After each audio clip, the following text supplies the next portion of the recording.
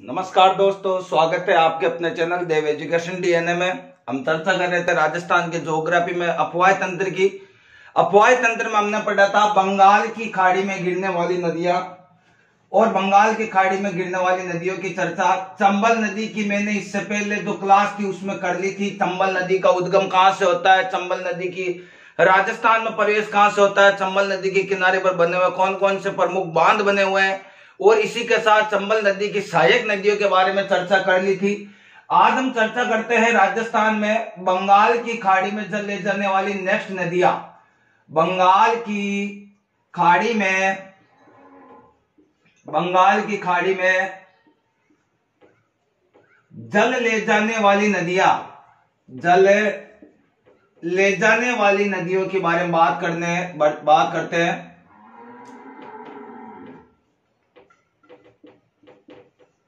देखो साथियों, पहली नदी है चंबल। चंबल की मैंने आपको इससे पहले चर्चा कर ली थी और बता भी दिया था। बात करते हैं बनास नदी। नेक्स्ट हमारी नदी रहेगी बनास। वही बात, बनास का उपनाम क्या है पहले ये देखेंगे। तो बनास नदी को वशिष्ठी नदी भी कहा जाता है, वशिष्ठी नदी भी कहा जाता है। वन की आशा भी कह सकते हो आप इसे, इसके उपनाम है, याद रखना साथ के साथ। वर्णाशा भी कह सकते हो इसको, वर्णाशा, वन की आशा, वशिष्ठी नदी भी कहा जाता है। बनास नदी के उपनाम में वन की आशा, वशिष्ठी या वर्णाशा इसका उपनाम है। साथ ही साथियों इसकी कुल जो लंबाई है वो है 480 किलोमीटर। राजस्थान में बहाव की दृष्टि से लंबी नदी है, याद रखना 480 किलोमीटर कुल लंबाई है इसकी। नेक्स्ट अगर इसकी बात करूं तो इसका उद्गम कहां से होगा, याद रखना प्यारे साथियों, इसका उद्गम राजस्थान के ही खमनोर की पहाड़ियों से होगा। इसका खमनोर की पहाड़ियां कहां है, खमनोर की पहाड़ियां साथियों राजसमंद, खमनोर की पहाड़ियां राजसमंद से इसका उद्गम होता है। जैसा जिला जिसकी आकृति तिलक के समान है उसे राजसमंद जिला कहा जाता है। यानी बनास नदी का उद्गम राजस्थान के खमनोर की पहाड़ियां राजसमंद से होता है। जैसे एक उदाहरण के तौर के ऊपर देखो, इस तरीके से इसकी आकृति है तिलक के समान। यहां पर है खमनोर की पहाड़ियां, खमनोर की पहाड़ियां से इसका उद्गम होगा। जैसे इसका उद्गम होता है आगे चलती है वो, तो पहला जिला जो है उसका है राजसमंद। राजसमंद के बाद साथियों जस्ट आएगी ये चित्तौड़गढ़। चित्तौड़ के बाद में कहां जाएगी ये आपके भीलवाड़ा। राजसमंद से चित्तौड़, चित्तौड़ से भीलवाड़ा, भीलवाड़ा के बाद में थोड़ा सा हिस्सा इसका टच करता है अजमेर से। अजमेर के बाद साथियों ये जाएगी टोंक, और टोंक के बाद में रामेश्वरम। रामेश्वरम स्थान है तो पहले लिख लो सवाई माधोपुर, सवाई माधोपुर। यानी बनास नदी का उद्गम चंबल नदी, बनास नदी, वापस देखो चंबल, बनास और लूणी 6 जिलों पर प्रवाह होती है। तो बनास नदी भी 6 जिलों, यानी 6 जिलों के अंदर प्रवाह होगा। इसका प्रवाह 6 जिलों में बहती है। तो वापिस अब सवाई माधोपुर में एक स्थान है रामेश्वर। रामेश्वर स्थान में इधर की साइड में आती है आपके चंबल नदी। चंबल नदी में रामेश्वरम स्थान है। यहां पर एक चंबल नदी में क्या हो जाएगी, रामेश्वरम में ये नदी आपके चंबल में मिल जाती है। याद रख लेना, रामेश्वरम में बनास नदी चंबल में मिल जाती है। और यहीं पर कहां पर, बनास मांडी, यानी याद रखना यहीं पर, यानी बनास प्लस चंबल, रामेश्वर धाम में आपको याद रखना है साथियों, बनास, चंबल वे सीप, बनास, चंबल वे सीप, यहीं पर रामेश्वर में याद रख लेना। इसी स्थान पर याद रखना त्रिवेणी संगम बनाती है, त्रिवेणी संगम बनाती है। त्रिवेणी का अर्थ होता है साथियों तिरी यानी तीन है, वेणी यानी धाराओं का, यानी जहां पर तीन धारा यानी तीन नदियों का संगम होता है उसे त्रिवेणी संगम कहा जाता है। द्विगु समास कह सकते हो आप। त्रिवेणी में कौन सा समास है?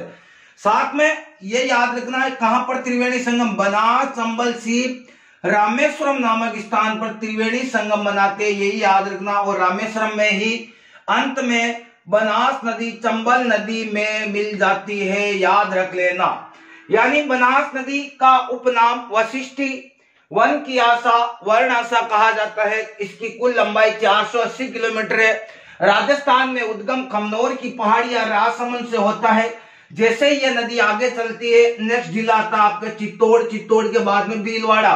भीलवाड़ा में इतना याद रख लेना, आपका एक स्थान है बिगोद। बिगोद स्थान कहां पड़ता है?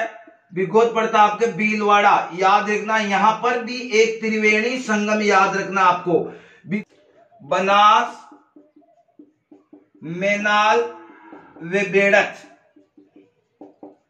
बनास, मेनाल व बेड़च का त्रिवेणी संगम बिगोद नामक भीलवाड़ा स्थान याद रखना। राजसमंद के ही किनारे एक सभ्यता और याद रखना, गिलुंड सभ्यता जो है वो ही बनास नदी के किनारे। एग्जाम में सभ्यता से संबंधित नदी के क्वेश्चन पूछे जाते हैं, तो बनास नदी से संबंधित पहला क्वेश्चन राजसमंद, गिलुंड सभ्यता याद रख लेना। फिर चित्तौड़ चली, फिर भीलवाड़ा। भीलवाड़ा के बाद में ये अजमेर प्रवाह करती है। अजमेर के बाद एक टोंक में आपको याद रखना राजमहल स्थान का याद रखना। राजमहल कहां है आपके? टोंक। यानी आपको इतना याद रखना है साथियों, राजमहल टोंक के अंदर। डाई, खारी, बनास, डाई प्लस खारी व बनास। यहां पर एक और त्रिवेणी संगम याद रखना। त्रिवेणी संगम बता दू साथ, त्रिवेणी संगम राजमहल टोंक याद रख लेना। इसी के टोंक में ही एक परियोजना चलाई जा रही है, पेयजल, राजस्थान की सबसे बड़ी पेयजल परियोजना बिसलपुर बांध, यानी बिसलपुर पेयजल परियोजना है। पेयजल, बिसलपुर पेयजल परियोजना देख लो। टोंक, अजमेर, जयपुर जैसे बड़े बड़े शहरों को पेयजल आपूर्ति करवाती है। सुना होगा आपने कि बिसलपुर बांध के किनारे पर जब कई बार पानी कम होता है तो अखबार में आता है कि बिसलपुर, यानी बिसलपुर का याद रख लेना। बिस्लेरी, राजस्थान का बिस्लेरी बिसलपुर बांध, यानी सबसे अच्छा पेयजल आपूर्ति करवाता है बिसलपुर बांध। ये बांध जो है याद रखना, चौहान शासक थे, चौहान शासक का नाम था बिसलदेव। चौहान शासक बिसलदेव, जिन्होंने बिसलपुर तालाब, फिर उसके बाद ये बिसलपुर तालाब हुआ था, उसके बाद ये बांध जैसा रूप ले लिया गया था, उन्होंने निर्माण करवाया था चौहान शासक। 551 ईस्वी में चौहानों की नींव वासुदेव चौहान ने रखी थी, सांबर में थे, लेकिन ये अजमेर के शासक थे बिसलपुर। तो पहले ये तो ही गया। राजमहल टोंक में भी ये त्रिवेणी संगम बनाती है, बनास, डाई, खारी नदी। फिर बनाते हैं रामेश्वरम में, चंबल में बनास, चंबल, सीप, त्रिवेणी संगम रामेश्वरम में। उसके बाद राजसमंद में गिलुंड सभ्यता, फिर भीलवाड़ा में त्रिवेणी संगम में, बिगोद, भीलवाड़ा में बनास, मेनाल वे बेड़च। राजस्थान में बंगाल की खाड़ी में जल ले जाने वाली नदियों की मैं बात करता हूं तो सबसे पहले थी चंबल नदी साथियों। चंबल नदी का उद्गम जो होता है एमपी, महू, इंदौर, जानापाऊ की पहाड़ियों से होता है। उसके बाद चंबल राजस्थान के अंदर 84गढ़, चित्तौड़गढ़ में प्रवेश करती है। 6 जिलों में बहने के बाद चंबल नदी यमुना में मिल जाती है। यहां तक हमने चंबल कंसेप्ट क्लियर किया था। मेरे नए साथी जो इस वीडियो को देख रहे हैं, इससे पहले प्ले लिस्ट में चंबल नदी मिल जाएगी आपको। नेक्स्ट बात करता हूं बंगाल की खाड़ी में गिरने वाली या बंगाल की खाड़ी में जल ले जाने वाली नदी। 2 नंबर पर है बनास नदी। राजस्थान की सबसे इंपॉर्टेंट नदी की बात करूं तो बनास नदी वशिष्ठी वन की आशा वर्णाशा, यहां से क्वेश्चन और बन गया कि वशिष्ठी वर्ण की आशा या वनाशा ये जो है वो किस नदी के उपनाम है? बनास नदी के। इसकी कुल लंबाई 480 किलोमीटर है। इसके बाद इसका उद्गम होता है राजस्थान के अंदर ही तिलक के समान आकृति राजसमंद जिले से इसका उद्गम होता है, खमनोर की पहाड़ियों से। जैसे ही खमनोर की पहाड़ियों से उसका उद्गम होता है, यही राजसमंद में एक सभ्यता है गिलुंड सभ्यता, फिर चित्तौड़गढ़ में प्रवेश करेगी। चित्तौड़ के बाद ये नदी बहेगी आपके 1 जिला, 2 चित्तौड़, 3 भीलवाड़ा, 4 अजमेर, 5 टोंक, 6 सवाई माधोपुर। बनास, चंबल, बेलूनी 6 जिलों में परवाही यानी बहती है। तो चित्तौड़ के बाद चली भीलवाड़ा। भीलवाड़ा में एक स्थान नाम याद रखना आपको, बिंगोद भीलवाड़ा, जहां पर त्रिवेणी संगम बनाती है बनास, मेनाल व बेड़च। याद रखना भीलवाड़ा के बिगोद में त्रिवेणी संगम, त्रिवेणी यानी 3, वेणी यानी धारा यानी नदियों का समूह, जहां पर 3 नदियां समूह एक साथ, जैसे इधर से एक नदी आई, इधर से एक नदी आई, इधर से एक, यानी ये नदियां जिस स्थान पर तीनों, त्रि यानी 3, वेणी यानी धारा, अर्थात जहां पर 3 नदियों का संगम होगा उसे त्रिवेणी संगम कहा जाता है। तो यहां पर बनास, मेनाल, बेड़च, बिगोद, भीलवाड़ा में त्रिवेणी संगम बनाई। आगे आपके अजमेर चली, अजमेर के बाद ये टोंक में जाती है। टोंक में याद रखना डाई, खारी, बनास, त्रिवेणी संगम, राजमहल, टोंक। इसी के साथ बनास, मासी, बांडी, राज, ये भी याद रख लेना आपको टोंक में। अब है बिसलपुर पेयजल आपूर्ति करवाती है, यानी टोंक में ही बिसलपुर बांध, यानी टोंक, अजमेर, जयपुर को ये पेयजल आपूर्ति करवाती है। टोंक के बाद पेयजल आपूर्ति यानी बिसलपुर बांध इसी नदी के किनारे बना है। आगे चलते हैं, सवाई माधोपुर में बहती है और सवाई माधोपुर में एक स्थान है रामेश्वर। रामेश्वर स्थान, रामेश्वरम स्थान पर सवाई माधोपुर में चंबल नदी भी, चंबल नदी में मिल जाती है। वहां पर एक त्रिवेणी संगम याद रखना, चंबल, बनास व सीप का त्रिवेणी संगम याद रखना है। यह है बनास नदी की प्रमुख बातें जो हमें याद रखनी है साथियों। आगे मैं चर्चा करता हूं बनास नदी की प्रमुख सहायक नदियां, एक बार आप स्क्रीनशॉट ले लो।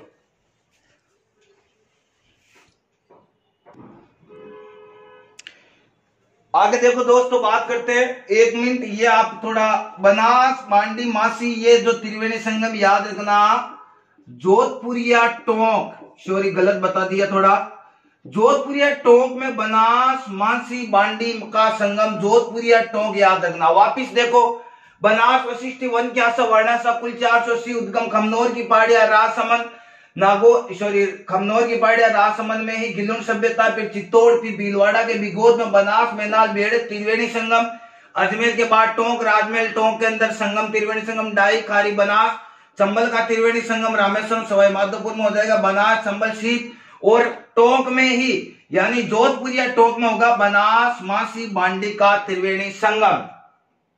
बिसलपुर बांध याद रख ही लेना साथियों। आगे चर्चा करता हूं इसकी प्रमुख सहायक नदियों के बारे में। बनास, ये कौन कौन सी सहायक नदियां हैं इसके बारे में चर्चा करते हैं। तो पहले सबसे इंपॉर्टेंट आपके नदी आती है, उसके बारे में चर्चा करेंगे।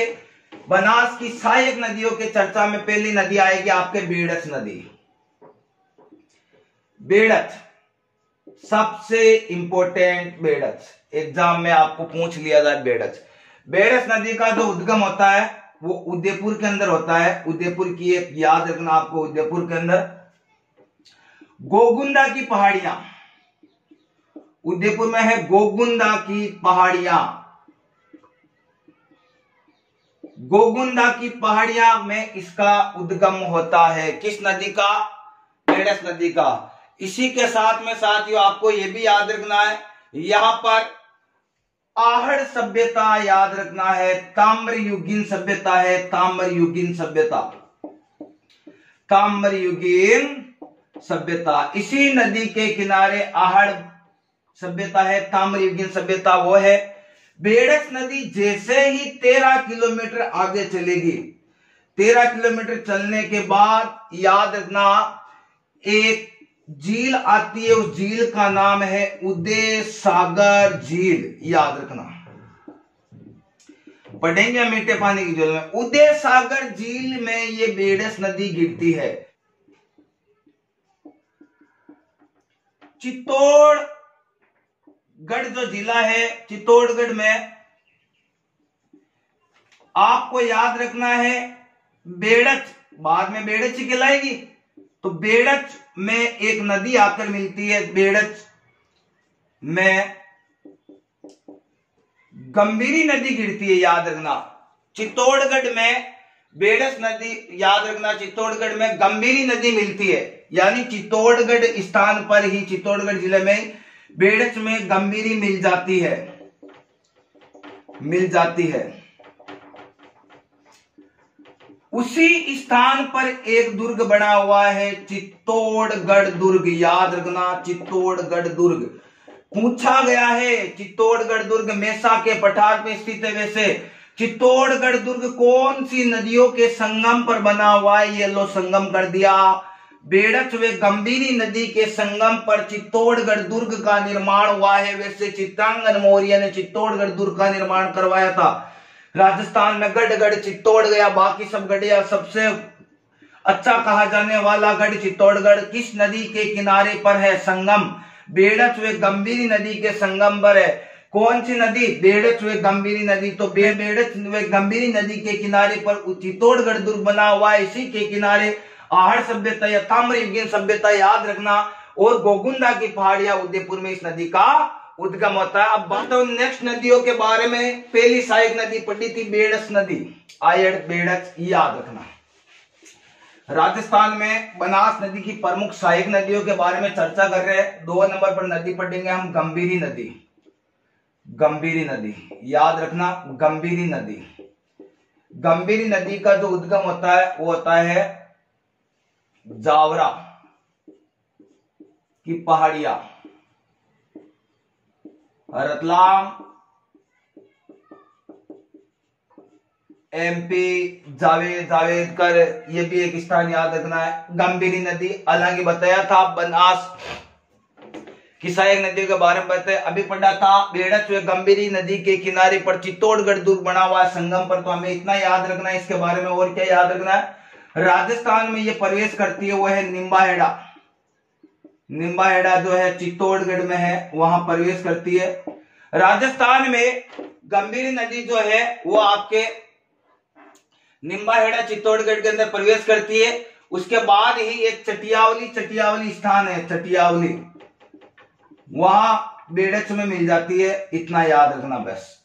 तीसरी नदी की बात करता हूं तो साथियों तीसरी नदी आपके राजस्थान में है बनास नदी की सहायक नदी, वो है मेनाल नदी। मेनाल नदी, मेनाल नदी का जो उद्गम होता है साथियों चित्तौड़गढ़ के अंदर इसका उद्गम होता है चित्तौड़।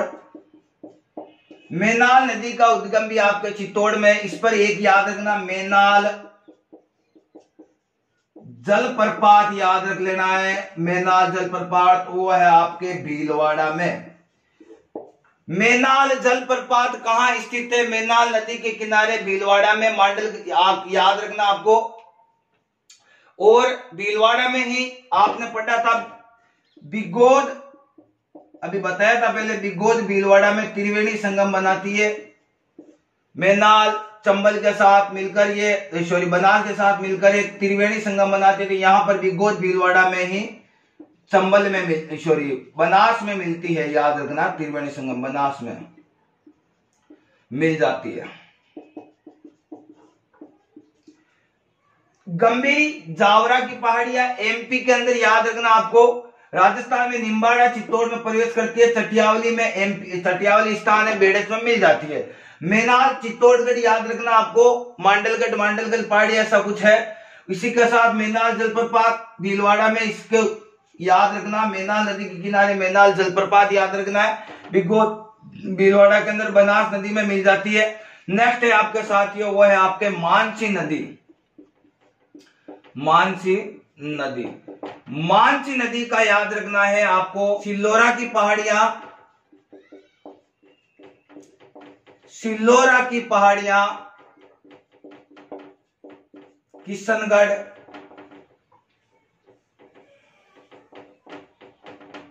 अजमेर। सिल्लोरा की पहाड़ियां, किशनगढ़, अजमेर में इस नदी का उद्गम होता है।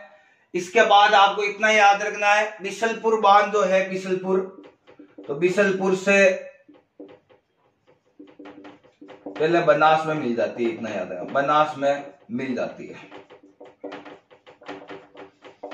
आयड़ बेड़च के बाद गंभीरी, गंभीरी के बाद में मेनाल, मेनाल के बाद में मानसी। ये 4 नदियां बनास की सहायक नदियां पड़ी। आगे बात करते हैं इससे संबंधित और कौन कौन सी नदियां हैं, इनके बारे में चर्चा करते हैं। अब दोस्तों आगे बात करते हैं आपके बनास की और कौन कौन सी सहायक नदियां हैं, इनके बारे में चर्चा करते हैं। नेक्स्ट नदी है आपके सोहदरा नदी। सोहदरा नदी अराय गांव की पहाड़ी ऐसा कुछ है, अजमेर में इसका उद्गम होता है, ये याद रख लेना। अजमेर जिले में इसके अराय गांव की अराय कुछ ऐसे वहां पर इसका उद्गम होता है। अजमेर में ही याद रखना, अजमेर की सीमा पर ही अजमेर की सीमा पर ही साथियों टोरडी सागर बांध बना है इसका। टोरडी सागर बांध याद रखना पहली बात तो। अजमेर में ही यहां पर एक टोरडी सागर बांध है, और एक आपको याद रखना टोंक में मानसी नदी में मिल जाती है। टोंक में ही मानसी नदी में मिल जाती है, और इसका कुछ ही क्वेश्चन नहीं बनता है। टोंक के अंदर बहने के बाद ये मानसी नदी में, टोंक में ही मानसी नदी जो अभी पढ़ा था उसमें मिल जाती है। नेक्स्ट नदी सोहदरा नदी। इसके बाद में मैं नेक्स्ट नदी आपको बता रहा हूं, वो है आपके कोठारी नदी। कोठारी नदी उद्गम होता है दिवेर की पहाड़ियां, देवगढ़ स्थान नाम याद रखना, देवगढ़, और जिला याद रखना राजसमंद। कोठारी नदी का उद्गम दिवेर की पहाड़ियां, देवगढ़, राजसमंद में इसका उद्गम होता है। इसके बाद भीलवाड़ा में ही आपको याद रखना है, बहुत ही इंपॉर्टेंट है, मेजाबाद। मेजाबान इसी के किनारे भीलवाड़ा में पेयजल आपूर्ति करवाता है। मेजाबान स्थित है भीलवाड़ा में। इसी के साथ यहीं पर एक है बागोर सभ्यता। बागोर सभ्यता भीलवाड़ा में कौन सी नदी के किनारे स्थित है? कोठारी नदी के किनारे के ऊपर स्थित है। यानी राजसमंद के बाद ये कहां प्रवेश करेगी? राजसमंद के बाद प्रवेश करेगी भीलवाड़ा, और भीलवाड़ा से इसके दो क्वेश्चन बन जाते हैं, एक तो मेजाबाद भीलवाड़ा, दूसरा है बागोर सभ्यता भीलवाड़ा इसी नदी के किनारे पर स्थित है। यानी मेजाबाद भीलवाड़ा में क्या होता है कि भीलवाड़ा में पेयजल, उसके बाद बागोर सभ्यता भीलवाड़ा आपको याद रखना, वो भी कोठारी नदी। यानी कोठारी नदी से संबंधित क्वेश्चन दो बनते हैं आपके एग्जाम की दृष्टि से, दोनों मैंने आपको बता दिए। इसके बाद मैं बात करता हूं नेक्स्ट नदी के बारे में। अब साथियों बात करते हैं इसकी प्रमुख सहायक नदियां और कौन कौन सी रह गई, इसके बारे में चर्चा। तो सबसे पहले बनास नदी के बारे में चर्चा कर रहे हैं, इसकी सहायक नदियों के बाद में अन्य नदियां पढ़ेंगे। तो इसके बाद नेक्स्ट नदी आपको याद रखना है खारी। त्रिवेणी संगम आपने खारी का समझ लिया। खारी राजसमंद याद रखना, राजसमंद से इसका उद्गम होता है। खारी राजसमंद जिला याद रखना उद्गम के अंदर। इसके बाद में शाहपुरा, ये भीलवाड़ा बेचते हुए आगे जाती है। शाहपुरा में सूर्य प्लस शिव का मंदिर है, जिसे संयुक्त रूप से मंदिर बना हुआ है, जिसे मातरंड भैरव मंदिर भी कहा जाता है। कहां पर बना हुआ है? शाहपुरा में, अर्थात इसे देवनारायण मंदिर भी कहा जाता है। देवनारायण मंदिर भी कहा जाता है। यानी खारी नदी। 2 नंबर पर याद रखना आपको मानसी नदी। मानसी नदी याद रखना आपको 2 नंबर पर।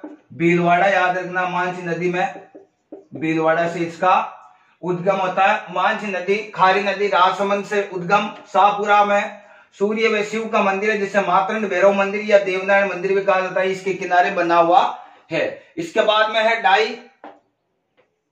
डाई का याद रखना आपको केवल अजमेर याद रख लेना, और इससे संबंधित कोई क्वेश्चन नहीं बनता। त्रिवेणी संगम जो बनता है इसके साथ साथ, जो मैंने आपको बता दिया है। इसी के साथ में है आपके मोरेल नदी।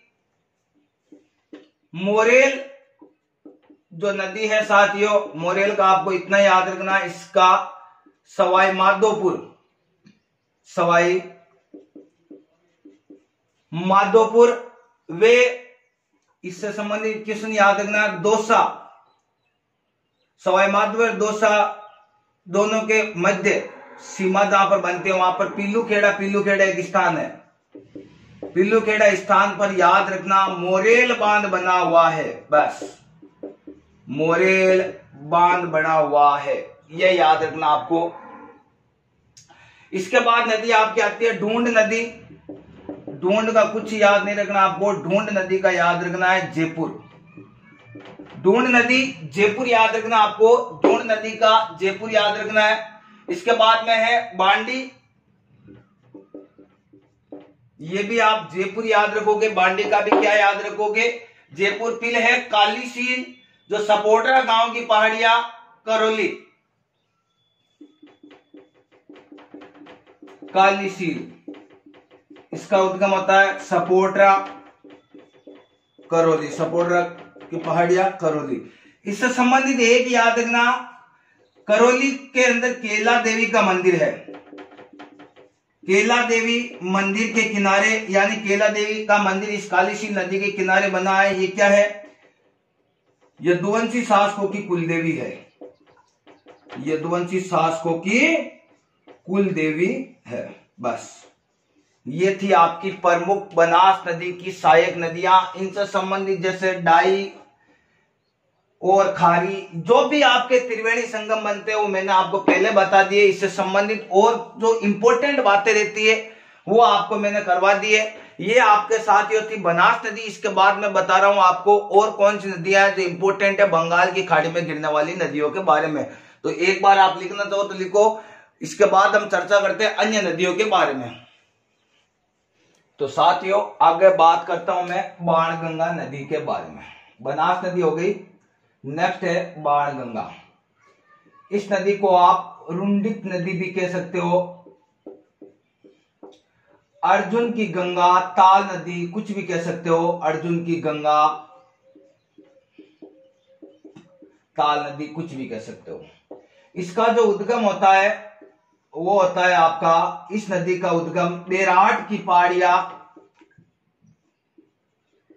बेराट की पहाड़ियां, जयपुर से इसका उद्गम होता है। तीसरी नदी पढ़ रहे हैं हम बंगाल की खाड़ी में गिरने वाली, बेराट की पहाड़ियां, जयपुर। इसी के किनारे एक सभ्यता याद रखना आपको, बेराट सभ्यता। बेराट सभ्यता कहां स्थित है, जयपुर में ही है, बेराट नदी के किनारे पर बेराट याद रखना सभ्यता। इसी के किनारे एक जमवा रामगढ़ बांध बना हुआ है, जमवा रामगढ़ बांध। कहा जाता है कि पहले इस बांध के द्वारा जयपुर को पेयजल आपूर्ति करवा दी जाती थी, लेकिन वर्तमान में बिशनपुर बांध जयपुर को पेयजल आपूर्ति करवाती है। जमवा रामगढ़ बांध पेयजल आपूर्ति करवाता था पहले जयपुर को, याद रखना। बेराट सभ्यता जयपुर, बेराट की पहाड़ियां से जयपुर में अर्जुन की गंगा, ताल गंगा, याद रखना साथियों। इसके बाद में ये दौसा होते हुए आगे जाएगी भरतपुर में। भरतपुर में ही एक बांध बना हुआ है, अजान बांध। भरतपुर में ही अजान बांध बना हुआ, और इस अजान बांध के द्वारा ही गना पक्षी अभ्यारण्य जो है वहां पेयजल आपूर्ति करवाई जाती है। गना पक्षी अभ्यारण्य जो भरतपुर में, वहां क्या करवाई जाती है, पेयजल आपूर्ति करवाई जाती है। यहीं पर आपके भरतपुर में पेयजल आपूर्ति ये करवाई जाती है। इसके बाद में केवला देवी जो आप ये कह सकते हो करवा दी। अंत में ये नदी यूपी आगरा फतेहाबाद में यमुना में मिल जाती है। अंतिम छोर में ये कहां मिलेगी, यूपी आगरा, याद रखना जिला, फतेहाबाद नामक स्थान यमुना में मिल जाती है। यानी चंबल के बाद दूसरी नदी जो यमुना नदी में मिलती है डायरेक्टली, ये बाणगंगा नदी। लेकिन साथियों वर्तमान समय में यह कहा जाता है कि बाणगंगा नदी को रुंडित नदी क्यों कहा जाता है। ऐसा भी कहा जाता है कि इसे अंतःप्रवाही नदी के किताबों में कहा जाता है। क्यों, वर्तमान समय में ये बाणगंगा नदी भरतपुर के मैदानी भागों में विलुप्त हो जाती है। भरतपुर के मैदानी भागों में विलुप्त हो जाती है, ये भी कहा जाता है। यानी ये पहुंच ही नहीं पाती है, कहां, यमुना नदी में पहुंचते नहीं है। हाँ, भारी बारिश हो और तेज प्रवाह हो तो ये यमुना के अंदर मिलेगी, भरतपुर के बाद यूपी आगरा फतेहाबाद में यमुना नदी में मिलेगी, लेकिन कई ऐसे भी किताबों में लिखा गया है कि ये अंत्य प्रवाही नदी के अंदर डाला गया है, ये विलुप्त हो जाती है भरतपुर के मैदानी भागों में। तो बाणगंगा नदी की अगर मैं बात करूं साथियों, यानी बंगाल की खाड़ी में गिरने वाली नदियों की प्रमुख बातें की थी। बाणगंगा नदी की कुल लंबाई याद रखो तो याद रख लेना 380 किलोमीटर समथिंग इसकी कुल लंबाई है। कुल लंबाई इसकी 380 किलोमीटर बताई गई है। यानी रुंडित नदी, अर्जुन की गंगा, ताल नदी अर्थात इसकी कुल लंबाई 380 किलोमीटर। करौली में बेराट की पहाड़ी, जयपुर में बेराट की पहाड़ियों से इसका उद्गम होता है। बेराट सभ्यता इसी के किनारे जमुआ रामगढ़ बांध पेयजल आपूर्ति करवाता था जयपुर को। इस जयपुर के बाद दौसा के बाद भरतपुर में भेजने के बाद अजान बांध बना हुआ है भरतपुर में। गना पक्ष से बैरण में इसका जल पेयजल आपूर्ति करवाता है अजान बांध। अंतिम में यूपी आगरा फतेहाबाद में यमुना में मिल जाती है। कि ये मानना है कि वर्तमान समय में भरतपुर के मैदानी भागों में यह नदी विलुप्त हो जाती है साथियों। तो इंपोर्टेंट जो बाणगंगा नदी के बारे में जो चर्चा थी वो मैंने आपको बता दी है। इसके बाद में नेक्स्ट अगर बात करूं तो वो है गंभीरी नदी। गंभीरी नदी की बात करें, गंभीरी नदी का जो उद्गम होता है वो आपके हुरडा गांव की पहाड़ियां,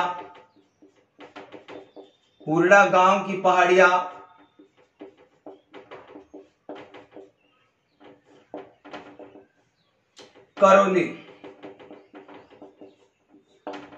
इस पर इतना याद रखना, पांचना बांध बना हुआ है।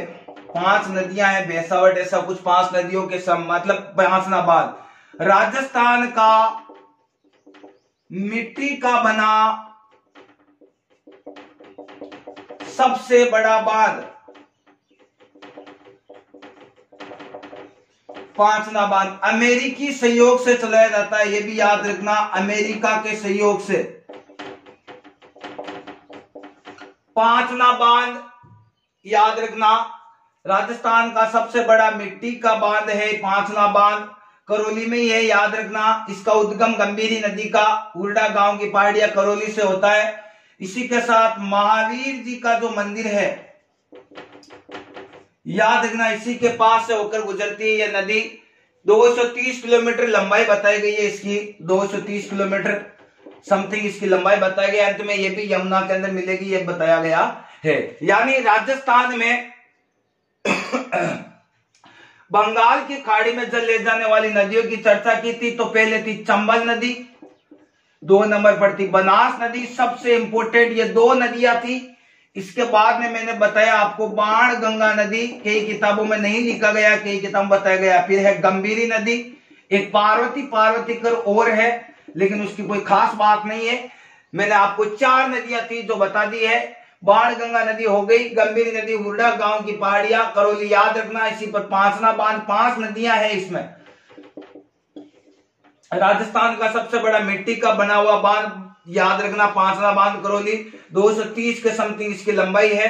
अमेरिका के सहयोग से ये पांचना बांध चलाया जाता है। महावीर मंदिर भी किनारे पर याद रखना साथियों। ये थी आपकी बंगाल की खाड़ी में जल ले जाने वाली प्रमुख नदियां। नेक्स्ट मैं बात करूंगा आपके जो लूणी है, माही है, ये नदियां जो शेष बच गई इनके बारे में चर्चा करेंगे। वो है आपके अरब सागर में जल ले जाने वाली नदियां। इसके बाद नेक्स्ट जो क्लास बनेगी वो होगी अंत्य प्रवाही नदियां, जिसमें इंपोर्टेंट होगी आपके गग्गर नदी। इसके बाद होगी आपके सिक्कर वाली जो नदी है उसे कहा जाता है कांकली नदी। तो साथियों ये भी याद रखना, जैसे बनास नदी में एक और याद रखना, टोंक में सर्पिलाकार बहती है और टोंक को 2 भागों में, ये भी याद रख लेना आप, काटने वाली नदी। तो ये थी आपके साथ ये बंगाल की खाड़ी में जल ले जाने वाली नदियां। आशा करता हूं कि ये क्लास आपको बहुत अच्छी लगी होगी।